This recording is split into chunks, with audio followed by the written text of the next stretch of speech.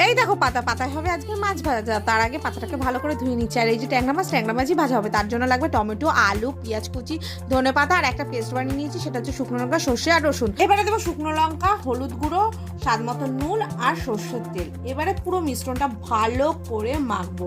দেখো মাখতে মাখতে এখনই মনে হচ্ছে এক পিস তুলে খেয়ে নিই, কিন্তু এখন কাঁচা খেলে তো হবে না, তার জন্য কলা পাতা লাগবে। আর কলা পাতাটা দেখতে এরকম কারণ অনেকদিন ফ্রিজে ছিল, তার জন্য। এবার মাছগুলো সুন্দর করে একটা একটা করে সাজিয়ে নিই, ততক্ষণ তোমরা চ্যানেলটাকে সাবস্ক্রাইব করে নিও। এবারে আমার কাজ হবে আস্তে আস্তে শেষ। এখন মায়ের কাজ শুরু, মানে আমার শাশুড়ি মায়ের কাজ শুরু, যেহেতু আমি উনুনে রাঁধতে পারি না, তার জন্য।